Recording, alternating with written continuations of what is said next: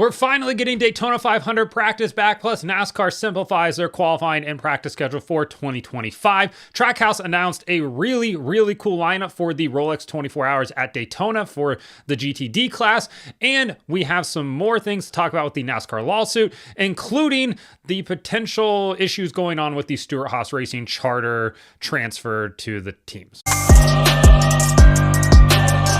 Welcome back to Break Hard. I'm Matt. It's cold out, and I'm over it already. It's the middle of December, already over it. However, long-term forecast looks pretty mild. I can survive with that. But this single-digit stuff, it's for the birds. I'm not here for it. But let's get into today's news. We'll start off at the top with NASCAR announcing on Thursday a simplified practice and qualifying schedule for 2025. A much-needed revamp, if you're asking me. One of the great things about it, we're getting Daytona 500 practice back. Just one session, but that's better than 0 sessions.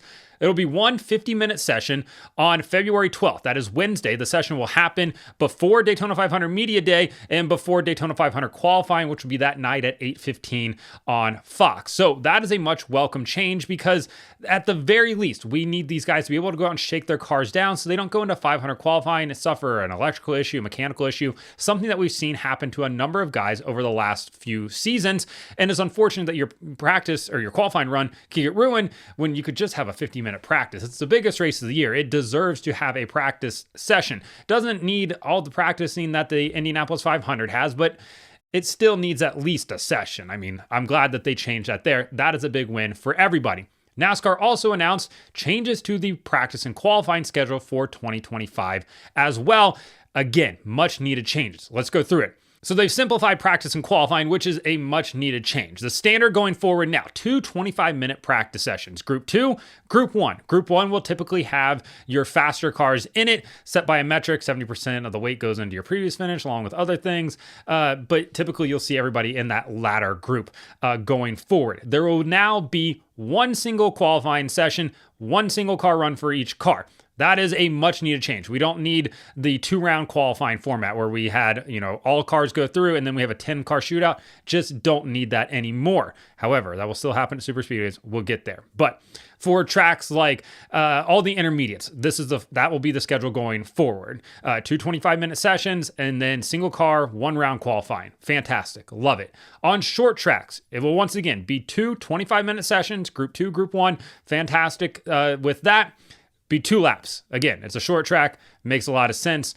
So you'll have 2 laps there, nothing crazy going on. Still, once again, one single round of qualifying. On super speedways, it will be 2 rounds of qualifying. You will have no practice. Once again, 2 rounds of qualifying, and then your top 10 shootout after that. Whatever, don't think it's necessary, but if it creates some sort of drama or if that's what the partners wanted, then fine, I can live with it. It's just 5 races out of the year. Doesn't really matter. On road courses, we have 2 25-minute sessions. Once again, Group 2, Group 1. Makes a lot of sense going forward. And then into qualifying, it will be 2 groups, 2 20-minute groups for Group 1, Group 2, and then they will set the field based on that as well. So that will be on the road courses. How will they set the field? Now, if you remember this past year, we had, Group A would set the inside, Group B would set the outside, and you could technically qualify like 3rd and still end up starting back in like 7th. Not ideal. It's confusing for everybody. Nobody really liked it. I understood the thought process behind it. Made a lot of sense. Just not very fan friendly. Kind of confusing. Even the drivers like Alex Bowman mocked at the end of the year. It was dumb. So now the field will be set by fastest in descending order. That doesn't matter going forward. I like that change a lot. It's probably what should have been done. So overall, really like these changes. Happy that they were made. Getting into the Trackhouse announcement that came out on Thursday as well. Trackhouse has teamed up with JF Sport to field a Chevy Corvette GTD entry in the Rolex 24 Hours at Daytona with a really impressive lineup. Shane Van Gisbergen, Scott McLaughlin, Connor Zilisch, and Ben Keating will man that car around the high banks at Daytona in January. So like a month and a half time from now.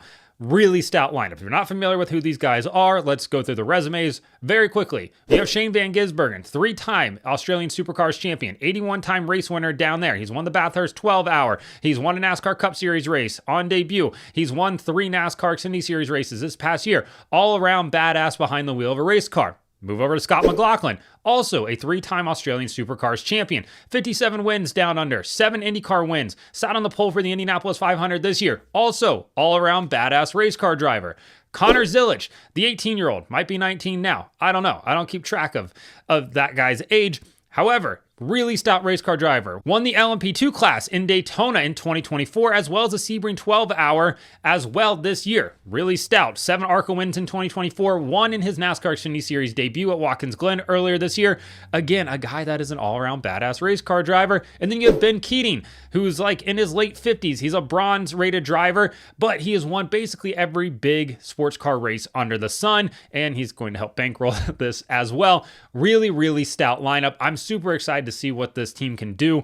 You have 4 really stout race car drivers coming out of this. It's cool to see McLaughlin and Van Gisbergen get to team up for a ride as well. Scott tweeted out that he's happy to get back into a 10 top, which absolutely, how could you not be? Now we just need to convince Roger Penske to do something fun for once and put Scott McLaughlin in a one-off 4th entry from Team Penske on a road course so we can watch him and SVG go at it just in front of an American audience now instead of an Australian Supercars audience. Overall, really happy that this program is going on, and I'm glad that Chevy's probably backing it up as well. Maybe we can get them in a prototype going forward in a couple years. Maybe Cadillac's out there as well. Would be fun to see.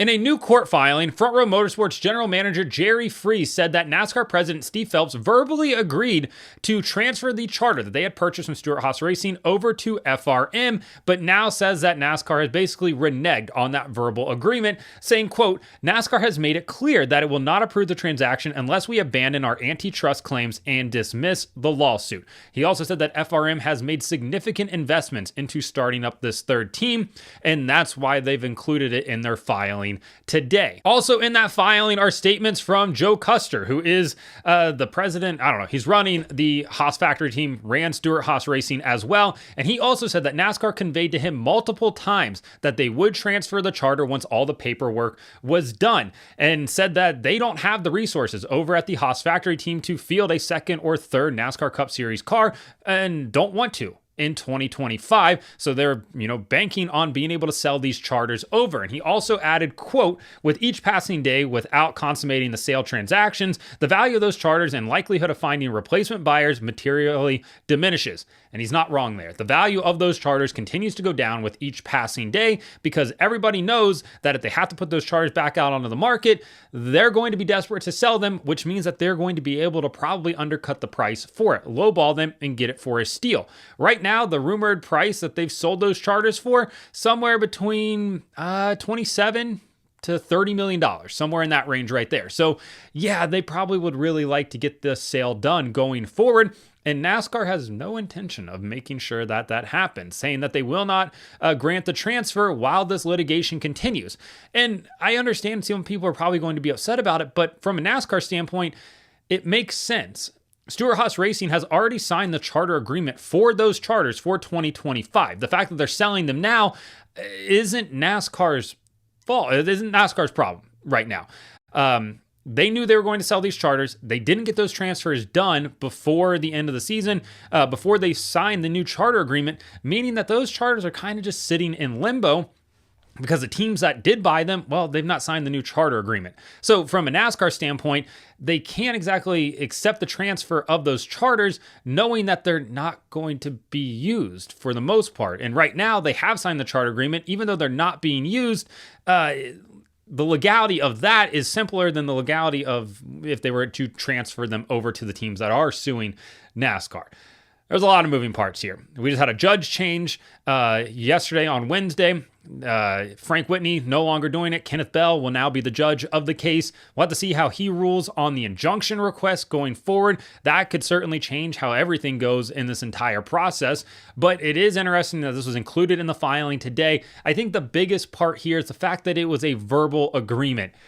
I cannot stress enough, get everything you can in writing. I know a majority of the people that are watching this absolutely know what I'm talking about. But if you're going to have an agreement with somebody and it includes multiple millions of dollars, make sure it's in writing. Make sure that there is a paper trail. If they want to have a phone conversation, fantastic. make sure you get an email first about it. Make sure you get a contract first. Make sure you get some sort of documentation that is not just a verbal agreement, because it's not going to hold up in the court. I'm interested to see how they're going to rule about this. But yeah, interesting development in this.